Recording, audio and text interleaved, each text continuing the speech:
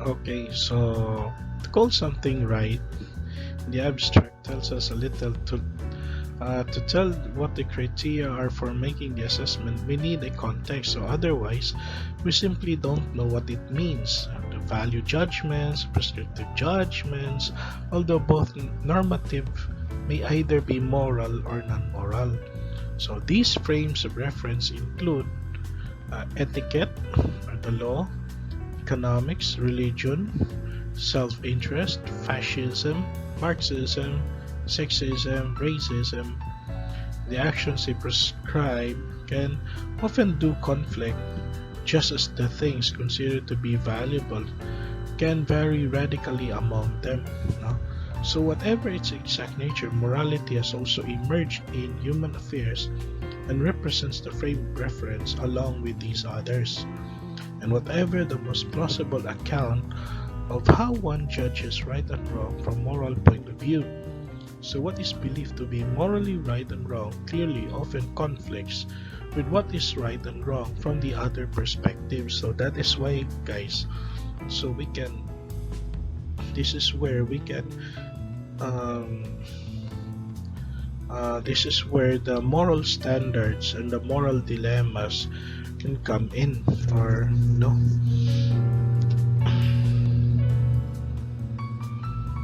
Okay.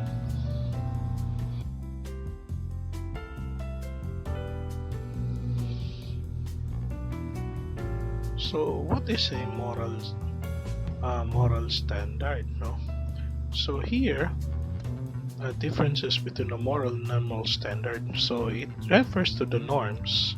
Moral standard refers to the norms which we have about the types of actions which we believe to be morally acceptable and morally unacceptable. So what is acceptable, it's good. What is morally unacceptable is something that we have to avoid. But not only the moral standard, but there are also things that are non-moral standards. So when you say non-moral standards, refer to rules that are unrelated to moral or ethical considerations. Just an example, an etiquette, no, refers to the norms of correct conduct in a polite society, or more generally to any special code of social behavior or courtesy. For example,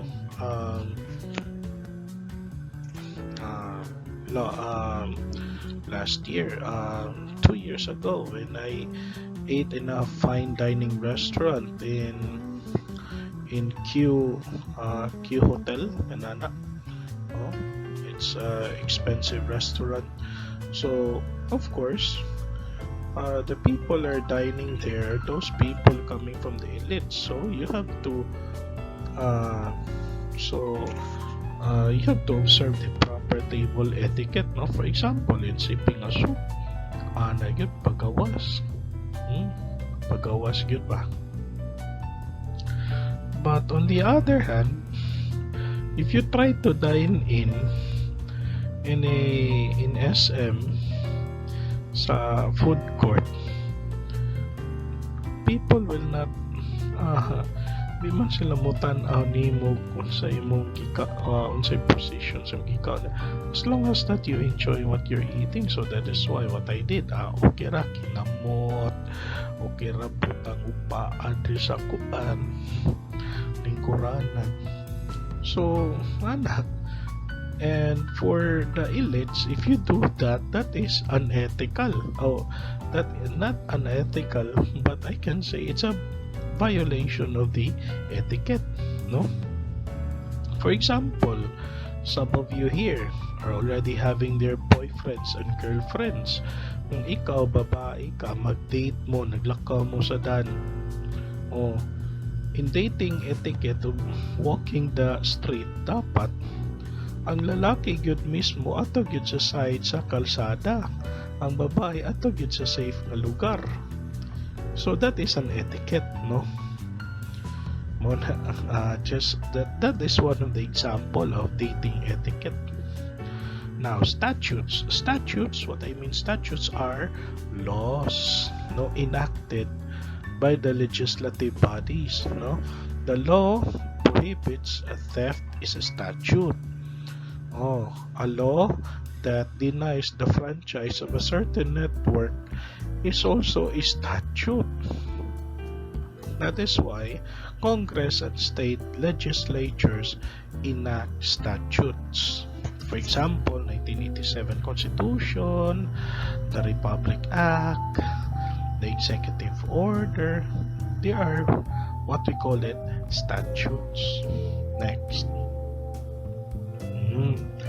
Professional codes of ethics are the rules that are supposed to govern the conduct of the members of the given profession. The best example of professional codes of ethics is the Republic Act 6713, or otherwise known as the Code of Conduct,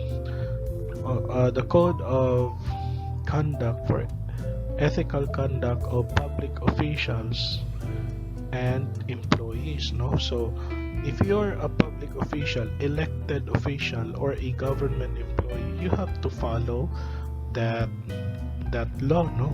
Because failure to do so would mean that you will be charged with administrative case and yun na gyud. If you violated that, administratibo pa ka plus tangtang ka sa public service. Just an example of a last summer, no, a public school teacher, iyahang the president, no, gipaharan yan life of patyon kuno niya for an amount of 50 million pesos. So what happened to him? Preso siya. Sedition. Plus igo siya sa Republic Act 6713. Recently, a teacher, no, na when the president cases on the ground, gihimuan og meme na nagkaon og dog food. So what happened to the teacher? She was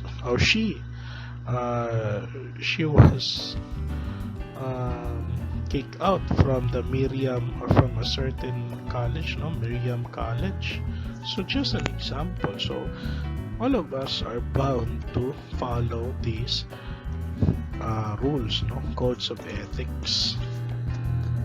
Now, next.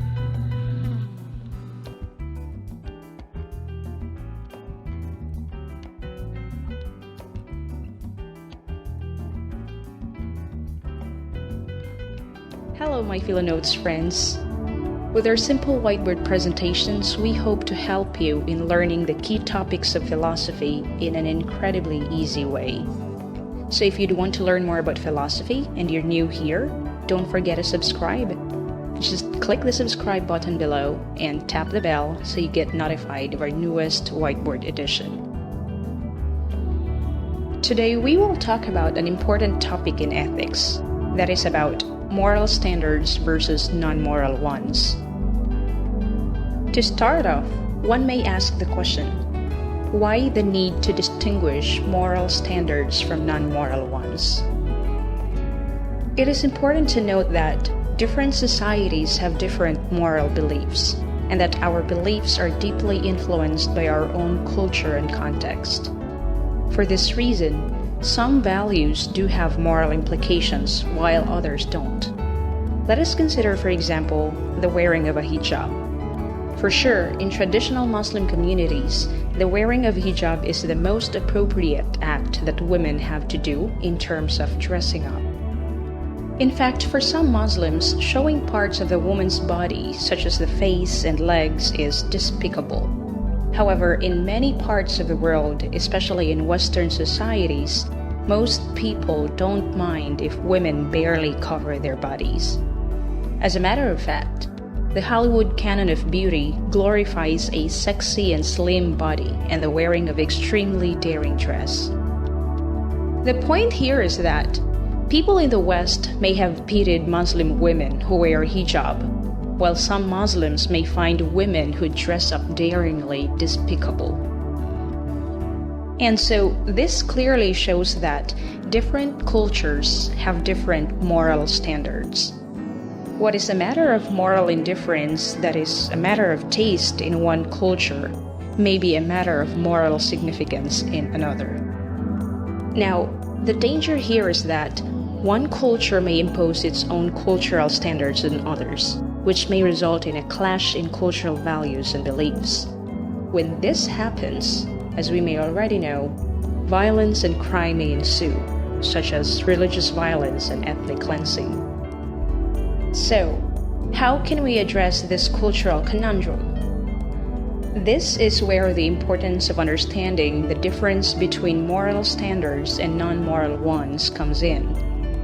This issue may be too obvious and insignificant for some people, but understanding the difference between the two may have far-reaching implications. For one, once we have distinguished moral standards from non-moral ones, of course through the aid of the principles and theories in ethics, we will be able to identify fundamental ethical values that may guide our actions. Indeed, once we know that particular values and beliefs are non-moral, we will be able to avoid running the risk of falling into the pit of cultural reductionism and the unnecessary imposition of one's own cultural standards on others. The point here is that if such standards are non-moral, then we don't have the right to impose them on others. But if such standards are moral ones, such as not killing or harming people, then we may have the right to force others to act accordingly. In this way, we may be able to find a common moral ground, such as agreeing not to steal, lie, cheat, kill, harm, and deceive our fellow human beings. Now, what are moral standards, and how do they differ from non-moral ones? Moral standards are norms that individuals or groups have about the kinds of actions believed to be morally right or wrong, as well as the values placed on what we believe to be morally good or morally bad. Moral standards normally promote the good, that is, the welfare and well-being of humans as well as animals and the environment. Moral standards therefore prescribe what humans ought to do in terms of rights and obligations. According to some scholars, moral standards are the sum of combined norms and values. In other words, norms plus values equal moral standards. On the one hand, norms are understood as general rules about our actions or behaviors. For example, we may say, "We are always under the obligation to fulfill our promises," or "It is always believed that killing innocent people is absolutely wrong." On the other hand, values are understood as enduring beliefs or statements about what is good and desirable or not. For example, we may say, "Helping the poor is good," or "Cheating during exams is bad." According to many scholars, moral standards have the following characteristics. First, moral standards deal with matters we think can seriously injure or benefit humans, animals, and the environment, such as child abuse, rape, and murder. Second, moral standards are not established or changed by the decisions of authoritative individuals or bodies. Indeed, moral standards rest on the adequacy of the reasons that are taken to support and justify them. For sure, we don't need a law to back up our moral conviction that killing innocent people is absolutely wrong. Third, moral standards are overriding. That is, they take precedence over other standards and considerations, especially of self-interest. Fourth, moral standards are based on impartial considerations. Hence, moral standards are fair and just. And lastly, moral standards are associated with special emotions and vocabulary. Non-moral standards, on the other hand, refer to standards by which we judge what is good or bad and right or wrong in a non-moral way. Examples of non-moral standards are standards of etiquette, by which we judge manners as good or bad; standards we call the law, by which we judge something as legal or illegal; and standards of aesthetics, by which we judge art as good or rubbish. Hence, we should not confuse morality with etiquette, law, aesthetics, or even with religion. As we can see, non-moral standards are matters of taste or preference. Hence, a scrupulous observance of these types of standards does not make one a moral person. Violation of said standards also does not pose any threat to human well-being. Finally, may this serve as an example of a way of distinguishing moral standards from non-moral ones.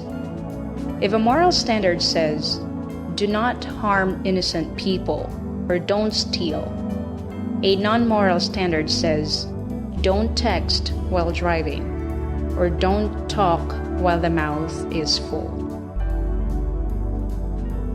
Alright, that's it for today. Keep looking forward to our series of daily whiteboard editions as we try to make the learning and understanding of philosophy incredibly easy. Thanks for joining us today in this edition of our daily whiteboard here at Philo Notes. Full transcript of this video is available at So let's proceed. This one, the moral dilemma. No? So when you say a moral dilemma, it is a conflict. So it's a conflict by which you have to choose between two or more actions. And you have the moral reasons for choosing each action. So what is common to the well-known cases is conflict. Now, when can we say a situation becomes a moral dilemma? So number one, so you are presented with two or more actions, all of which you have the ability to perform. Next, so there are moral reasons for you to choose each of the actions. So in each of those two choices, you have to choose. So wala yung kay kakuan. You have to choose each of those actions, and by your choice, so you have your moral reasons why you choose to do such thing. Okay, for number 3, you cannot perform all of the actions and have to choose which action. No? So you cannot perform all of these things, but you need to choose one from the other. Or actions when there are 3 or more choices to perform. Okay.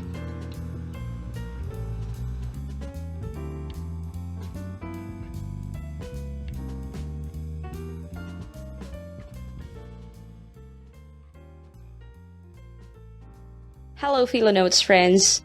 Welcome back for another whiteboard discussion that is intended to help you in understanding the key concepts in philosophy in an incredibly easy way.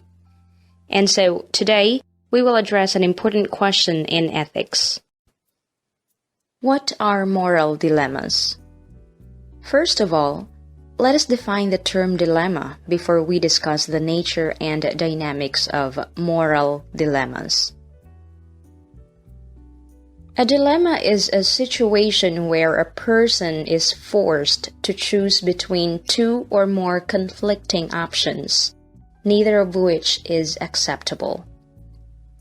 As we can see, the key here is that the person has choices to make that will all have results she does not want. For example, a town mayor faces a dilemma about how to protect and preserve a virgin forest and at the same time allow miners and loggers for economic development in the town. It must be noted, however, that If a person is in a difficult situation but is not forced to choose between two or more options, then that person is not in a dilemma.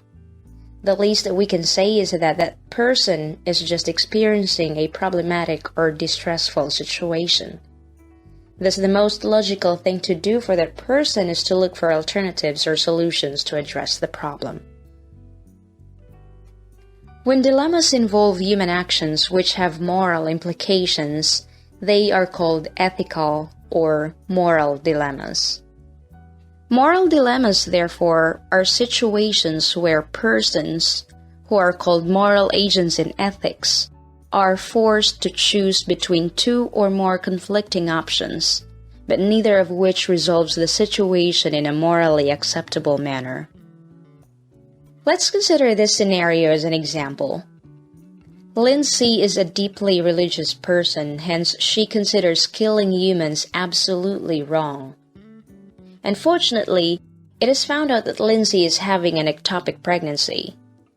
As is well known, an ectopic pregnancy is a type of pregnancy that occurs outside the uterus, most commonly in the fallopian tubes.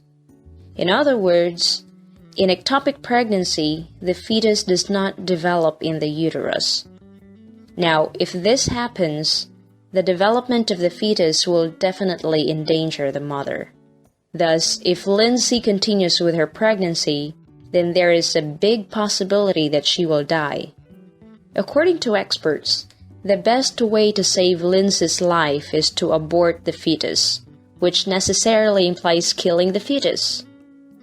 If we do not abort the fetus, then Lindsay, as well as the fetus, will die.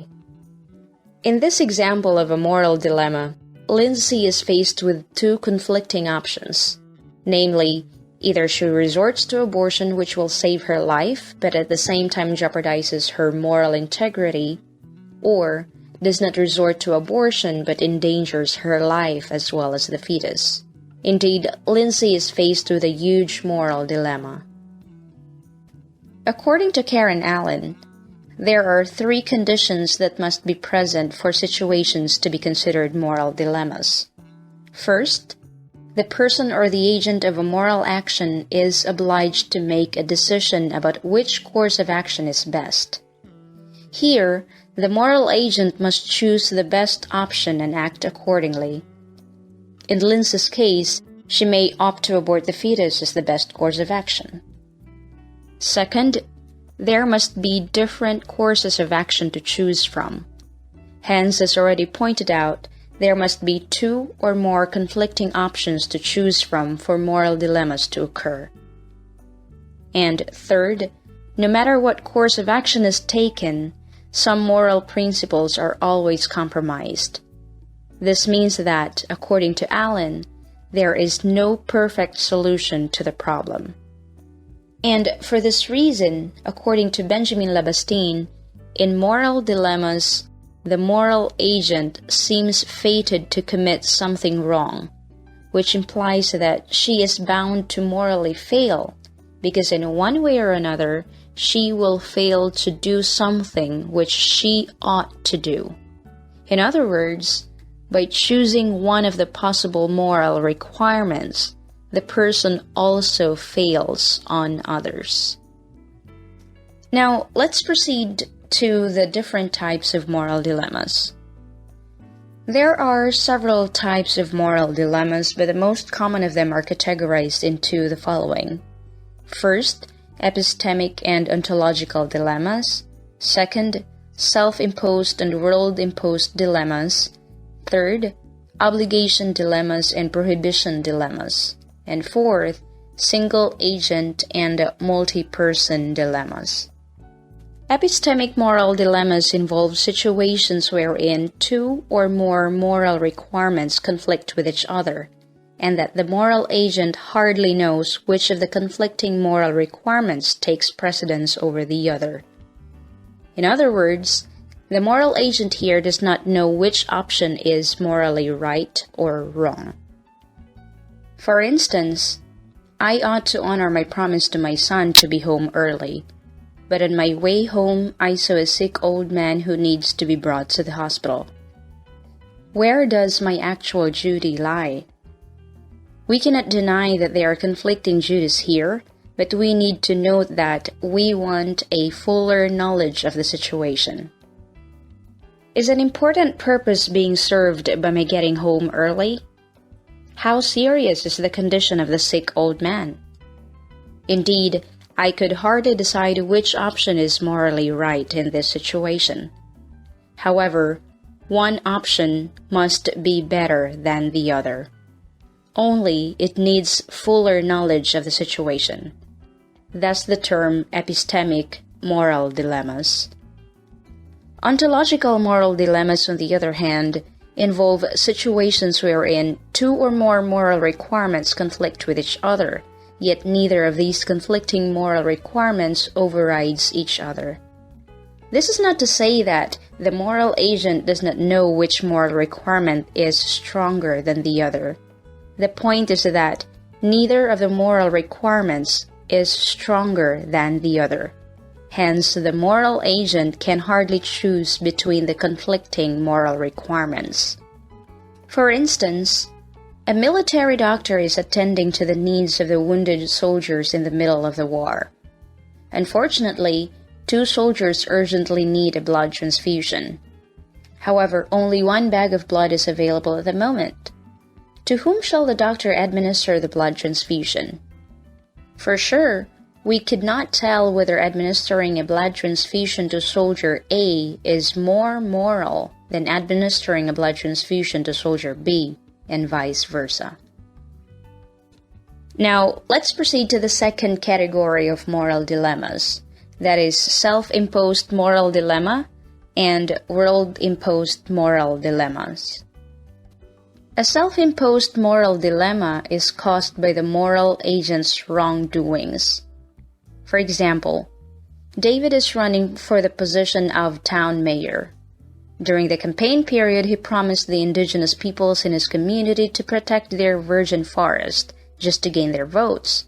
But at the same time, he seeks financial support from a mining corporation.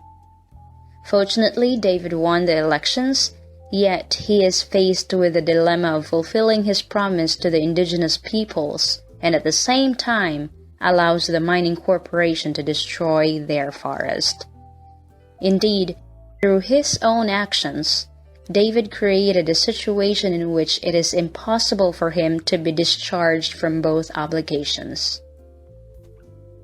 A world-imposed moral dilemma, on the other hand, means that certain events in the world place the agent in a situation of moral conflict. William Styron's famous Sophie's Choice is a classic example.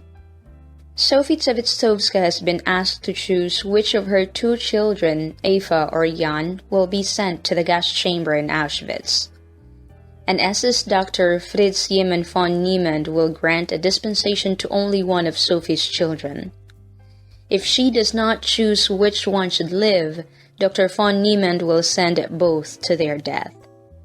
Sophie chooses her daughter Eva to go to the gas chamber. Her son Jan is sent to the children's camp. Now, on the third category of moral dilemmas, we have obligation dilemmas and prohibition dilemmas. Obligation dilemmas are situations in which more than one feasible action is obligatory, while prohibition dilemmas involve cases in which all feasible actions are forbidden. The famous Sartre student is a classic example of obligation dilemma. It reads, Sartre uses the anecdote of a former student's moral dilemma during the World War II to illustrate both the limits of making decisions based on a defined moral code and the erroneousness of blaming passions for people's actions. The French student's brother was killed in 1940 by the Germans, but his father nonetheless later abandoned the family to collaborate with the Germans. The student had to choose between staying in France with his mother, who found her only comfort in him, and leaving to fight with the Free French against the German occupation.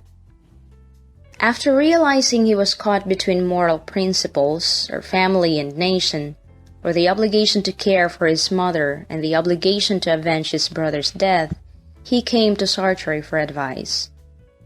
The philosopher told his student that there was no correct or incorrect decision. Neither moral codes nor the strength of his affections for one or the other party could determine what to do. Rather, the student had to invent his own solution to the problem. On the other hand, the famous Sophie's Choice mentioned earlier is a classic example of prohibition dilemmas. Finally, in single-agent dilemma, the agent ought, all things considered, to do A, ought, all things considered, to do B, and she cannot do both A and B. In other words, the moral agent is compelled to act on two or more equally the same moral options, but she cannot choose both. For instance, a medical doctor found out that her patient has HIV. For sure, the medical doctor may experience tension between the legal requirement to report the case and the desire to respect confidentiality. Although the medical code of ethics acknowledges our obligation to follow legal requirements and to intervene to protect the vulnerable. In multi-person dilemma, on the other hand, the situation is such that one agent P1 ought to do A, a second agent P2 ought to do B, and though each agent can do what he ought to do, it is not possible both for P1 to do A and P2 to do B. According to Benjamin Labastine, the multi-person does not, inasmuch as agents X, Y, and Z may possibly have chosen conflicting moral choices. That is, person X chooses A instead of B and C, and person Y chooses B instead of A and C, and so on and so forth. The multi-person dilemma occurs in situations that involve several persons, like a family, an organization, or a community, who is expected to come up with consensual decision on a moral issue at hand. A family may be torn between choosing to terminate or prolong the life of a family member. An organization may have to choose between complying with a wage law by cutting its workforce or by retaining its current workforce by paying them below the required minimum wage. The multi-person dilemma requires more than choosing what is right. It also entails that the persons involved reached a general consensus. In such a manner, the moral obligation to do what is right becomes more complicated in the multi-person dilemma. On the one hand, the integrity of the decision ought to be defended on moral grounds. On the other hand, the decision must also prevent the organization from breaking apart.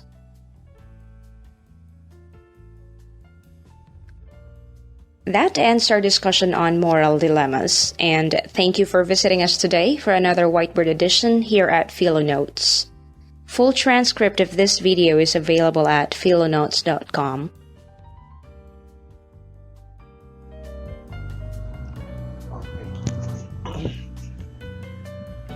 So let us move further. Moral dilemmas and the doctrine of double effect. So here, the moral principle applies to a situation in which the good effect and an evil effect will result from a good cause. No? And the principle of double effect here is a person is morally permitted to do an act, same as with moral dilemma, which has both a good and evil effect, if there's no other way to get the good effect if the following conditions are met. Okay. So the act itself must be morally good or at least neutral, no? And the person must directly intended the good effect. So just an example a while ago has been given, no? That a deeply religious woman in the name of Lindsay, no? That she was given the choice either if she want to survive So she has the choice to to remove the fetus from her fallopian tube. But if she chooses to allow the baby to stay alive, so tigid siya magpakuan, dili niya tantango na bata, and it will also be given a great lethal effect on her as well as on the baby. But the purpose here of removing the baby from the fallopian tube, or otherwise some others would say that it is an abortion, so your intention is not to abort, basically. Because abortion is a direct killing of an infant inside your womb. Moment yun na ang abortion. But your intention here is not to abort the baby, but the intention here is for you to stay alive. Pero on the other hand, if your intention is to prolong your life, diba? The good effect must be greater than its evil effect. So if you choose your life, it is still good, but it also produces the evil effect on the other. Unsa may evil effect? Moto ang katong. So ang consequence, mamatay jud ang bata. So mo na siya punto ana. So to remove the baby from the fallopian tube or the fetus, it will also imply nga mamatay jud ang fetus. So number 4, the good effect must not be obtained by an evil effect. So as I've said, mo na to siya, no? For example, another thing here, abortion gihapon, and she's pregnant, a woman, she's pregnant, no? And her health is deteriorated, no? And then the doctors would tell her, okay, so this is your you need to sign a waiver sa manjud para iwas ang doktor sa alanganin or sa accountability. Okay, na choose asa ikaw mabuhi o ang bata mabuhi. So which is which, no? So that's the idea there. Principle of double effect. Another example. The best example, guys, katong ABS-CBN franchise, no? It is a double effect. Why? Because the company has committed illegal activities, no? Alleged illegal activities. But on the other hand, 4,000 employees will be affected if the network will be closed. So, asa man ka? You want to save the employees? Okay, allow the network company to continue or the media company to continue their illegal activities. But if you choose to shut down the network, the media company, it would also give a negative effect of the employees. So matangtang yun ang ma-retrench yun ang mga empleyado. So now, in the principle of double effect, the reason why you do not want the reason for your choice nga i-deny nimo ang yang franchise yun anak, the reason is not it's not in the intention na matangtang ang katong mga empleyado, but your intention was really to the intention of the congressman was really to avoid the the wrongdoings done uh, by the media company ABS-CBN. So that is the double effect there. Anyway, naamoy assignment ani. Okay. Next.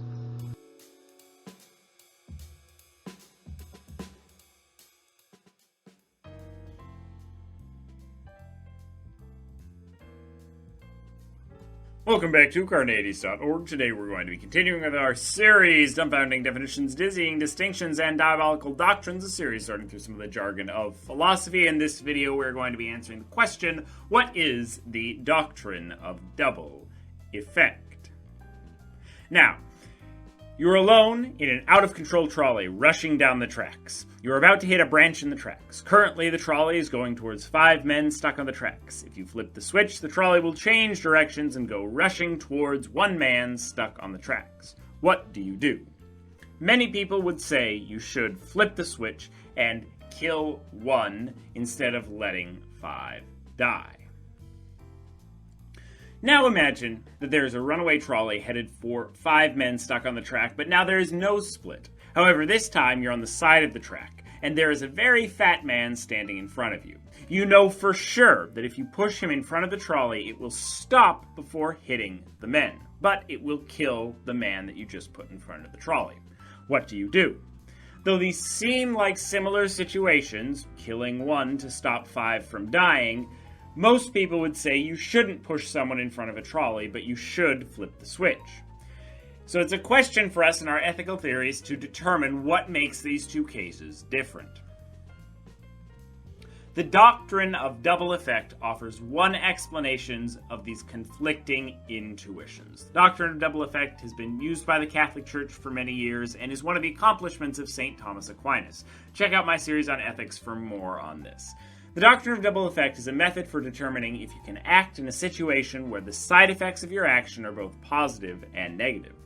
There are several different formulations of this doctrine, but most simply, you may take an action which would produce both a good and a bad effect if and only if the situation is sufficiently serious, your intent is to produce the good effect, the bad effect is not the way the good effect is produced, and the act is not inherently wrong. So basically, it has to be serious enough to justify having both a good and a bad effect. You must want to be producing the good effect and just kind of see the bad effect as a necessary consequence of that. And the bad effect can't be the way the good effect is produced. You can't use the bad effect to produce the good effect. You can't use the torture to get the information that would save someone, for example. And the act itself, whatever it is you're doing, isn't inherently wrong or inherently forbidden by some other part of our ethical system. Another way to think of this kind of more simply is the good effect should be a result of the action, not the bad effect. And if you could attain the good effect without the bad effect, you would. So let's take a look at how that deals with the trolley problem. Since we are using the fat man to stop the trolley, the good effect of saving the men is a direct result of the bad effect of killing someone. Therefore, the action is wrong. However, switching the train to another track saves the 5 men, not because the 1 man is killed, but because of the action itself, the switching to a different track. And the 1 person could run off the track at the last second and the good effect would still be achieved, because the good effect isn't a result of the bad effect. But if the fat man jumped off the track before being killed, the goal would not be accomplished. However, there are some problems for this doctrine. A well-known one is the loop trolley problem. In this problem, you're back on the trolley and you can send it down one of 2 paths. One path goes straight to where there are 5 men on the tracks, and the other goes on a diversion where there is a fat man that will stop the trolley. If you flip the switch, the fat man will die, the trolley will stop, and the 5 people will be saved. If you do not, the 5 people will die and the fat man will be saved. What should you do? Now, this is a problem for the doctrine of double effect, since the common intuition is that you should push the switch and flip the trolley onto the other track. However, the good effect would not be caused by that action, since if the fat man ran off the track, the 5 people would still die. But in fact, it's caused by the bad effect of the man dying. So this is unacceptable for the doctrine. Basically, since if the fat men were able to get off the tracks, the 5 men would still die, according to the doctrine of double effect, you should let the trolley kill the 5 people instead of diverting it onto another track. What do you think? Should you flip the switch? Is there a way we can modify the doctrine of double effect to resolve this objection? Write your answers in the comments below, and for more on ethics, the doctrine of double effect, and agent-centered deontological theories of ethics, such as the ones in which the doctrine of double effect is used, check out my series on ethics, the good, the bad, and philosophy. Watch this video and more here at carneades.org, and stay skeptical, everybody.